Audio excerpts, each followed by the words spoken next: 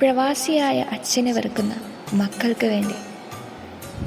മണലാരണ്യത്തിൽ കുടുംബത്തിനായി ജീവിതം ഹോമിക്കുന്ന അച്ഛൻ്റെ വേദന പലർക്കും അറിയില്ല. എനിക്ക് 6 മാസം പ്രായമുള്ളപ്പോഴാണ് അച്ഛൻ ആദ്യമായി ഗൾഫിലേക്ക് പോയത്. 2-3 വർഷത്തിലൊരിക്കൽ ലീവിൽ വരുന്ന അച്ഛനോട് എനിക്ക് വലിയ അടുപ്പം തോന്നാറില്ലായിരുന്നു. അമ്മയായിരുന്നു എനിക്കെല്ലാം. ഞാനും അമ്മയും മാത്രമുള്ള എൻ്റെ കുഞ്ഞു ലോകത്തേക്ക് ഇടയ്ക്ക് അതിഥിയെപ്പോലെ കടന്നു വരാറുള്ള അച്ഛനോട് എന്തോ എനിക്ക് വല്ലാത്തൊരു അകൽച്ചയായിരുന്നു.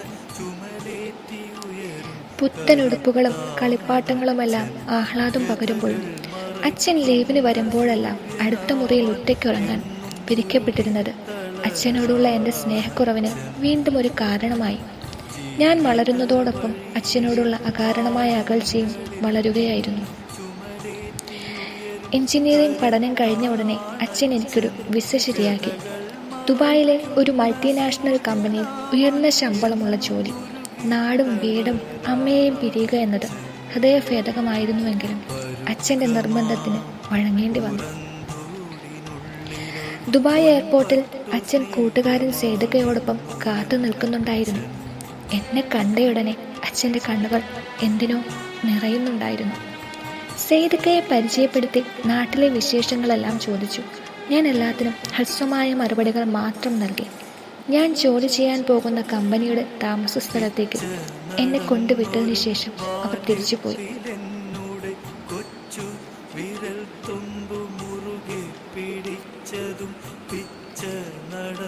സേതുക്ക താമസിക്കുന്നത് ഇവിടെ അടുത്താണ്. എന്താവശ്യമുണ്ടെങ്കിലും ഇക്കാനെ വിളിച്ചു പറഞ്ഞാൽ മതി എന്നും പറഞ്ഞ് അച്ഛൻ ഇക്കയുടെ നമ്പർ തന്നിരുന്നു. AC മുറിയിലിരുന്നുള്ള ജോലി, അത്യാധുനിക സൗകര്യത്തോടെയുള്ള താമസം എല്ലാം ഉണ്ടായിട്ടും നാട് വിട്ടതിൻ്റെ സങ്കടം എന്നെ വല്ലാതെ അലട്ടാൻ തുടങ്ങി. ഒരു രാത്രി പോലും അമ്മയെ പിരിഞ്ഞിരുന്നിട്ടില്ല. എന്നിട്ടും അച്ഛൻ എന്നോട് ചെയ്തത് വല്ലാത്ത ക്രൂരതയായിപ്പോയി. ഇതുപോലുള്ള സുഖപ്രദമായ ജീവിതത്തിൽ മതിമറന്നിട്ടാവണം അച്ഛൻ 2-3 വർഷത്തിലൊരിക്കൽ മാത്രം ഞങ്ങളെ കാണാൻ നാട്ടിൽ വരാറുള്ളത്. ഇവിടെ കൊണ്ടുവിട്ടു പോയിട്ട് ഒരാഴ്ചയായി. ഇങ്ങോട്ടൊന്ന് തിരിഞ്ഞു നോക്കിയിട്ട് പോലുമില്ല. ചിന്തകളിൽ അച്ഛനോടുള്ള അമർഷം കൂടിക്കൂടി വന്നു. അമ്മയെ കാണാതെ എനിക്കിനി ജീവിക്കാൻ വയ്യ. സങ്കടം സഹിക്കാൻ വയ്യാതായപ്പോൾ ഞാൻ സേതുക്കയെ വിളിച്ചു. ഇക്ക, എനിക്കിനി ഒരു ദിവസം പോലും ഇവിടെ നിൽക്കാൻ വയ്യ. എത്രയും പെട്ടെന്ന് നാട്ടിൽ പോയേ പറ്റൂ. ഇക്ക, അച്ഛനോട് എനിക്ക് വേണ്ടി സംസാരിക്കണം. മോൻ എന്താ ഈ പറയുന്നത്? മോൻ്റെ അച്ഛൻ എത്ര കഷ്ടപ്പെട്ടിട്ടാണെന്ന് അറിയാമോ ഇത്രയും നല്ലൊരു ജോലി തരപ്പെടുത്തിയത്? മോൻ ക്ഷമിക്കും. ആദ്യമൊക്കെ ഇത്തരം ബുദ്ധിമുട്ടുകൾ എല്ലാവർക്കും ഉണ്ടാകും. എല്ലാം ശരിയാകും. സേതുക്കയുടെ സമാധാന ശ്രമം പാഴായി. ഇല്ല ഇക്ക, എനിക്ക് പോയേ പറ്റൂ. ഇക്ക എനിക്ക് വേണ്ടി അച്ഛനോട് സംസാരിച്ചില്ലെങ്കിൽ ഞാൻ അച്ഛനോട് പറയാതെ ജോലി രാജിവെക്കും. തീർച്ച. ശരി, മോൻ 2 ദിവസം കൂടി സമാധാനിക്ക്. വെള്ളിയാഴ്ച നമുക്ക് അച്ഛൻ്റെ അടുത്ത് പോയി സംസാരിക്കാം. വെള്ളിയാഴ്ച ഉച്ചതിരിഞ്ഞ് ഞങ്ങൾ പുറപ്പെട്ടു. 2 മണിക്കൂറോളം സഞ്ചരിച്ച് പട്ടണത്തിൽ നിന്നും ഒരുപാട് അകലെയായി ഒരു ലേബർ ക്യാമ്പിൻ്റെ മുമ്പിൽ വണ്ടി നിർത്തി. ലേബർ ക്യാമ്പിൻ്റെ നിരയായി പണിത മുറികളിൽ ഒന്നിലേക്ക് സേതുക്ക എന്നെ കൂട്ടിക്കൊണ്ടുപോയി.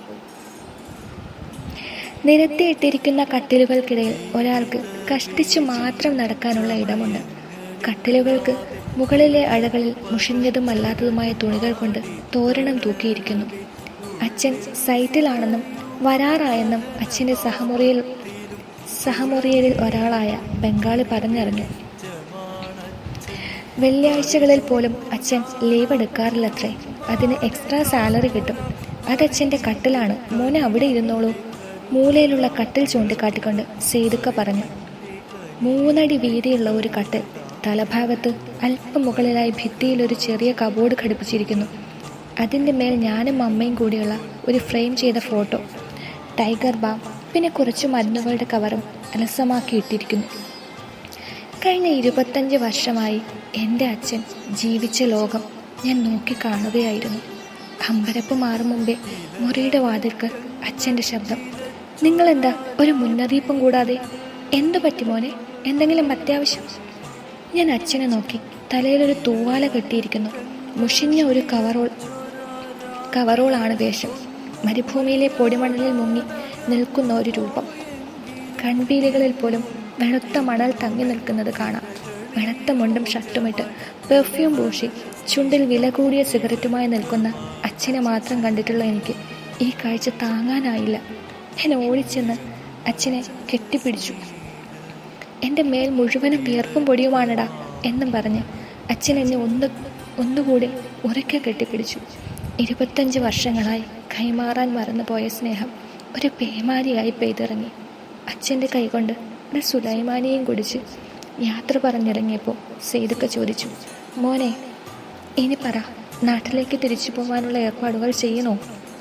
വേണമിക്ക, പക്ഷേ എനിക്കല്ല, എൻ്റെ അച്ഛന് വേണ്ടി, കുടുംബത്തിനായി ഈ മരുഭൂമിയിൽ ജീവിതം ഹോമിച്ച എൻ്റെ അച്ഛൻ ഇനി വിശ്രമിക്കട്ടെ, നമ്മുടെ സ്വന്തം നാട്ടിൽ സന്തോഷത്തോടെ. വീട്ടുകാരുടെ സന്തോഷം കാത്തു സൂക്ഷിക്കാനായി സ്വന്തം കഷ്ടപ്പാടുകൾ മറച്ചു വയ്ക്കുന്ന കുബൂസും പച്ചത്തൈരും കഴിച്ചിട്ട് ഞങ്ങളെ ഓണസദ്യ ഗംഭീരമായിരുന്നുവെന്ന് വീട്ടിൽ വിളിച്ചു പറയുന്ന സാധാരണക്കാരായ പ്രവാസികൾക്കായി സ്നേഹപൂർവ്വം സമർപ്പിക്കുന്നു. വ്യഥകൾ മറയ്ക്കുന്ന സൂര്യനാവാൻ എന്നും ഉരുകി തളരാറാണച്ഛൻ. ജീവിത വഴിയിലെ ആഴങ്ങളിൽ നിന്ന് ചുമലേറ്റി ഉയരും കരുത്താണച്ഛൻ. വ്യഥകൾ മറയ്ക്കുന്ന സൂര്യനാവാൻ എന്നും ഉരുകി തളരാറാണച്ഛൻ. പരുക്കമാം പുറന്തോടിനുള്ളിലൊരു പൊൻപട്ടു സ്നേഹമാണ്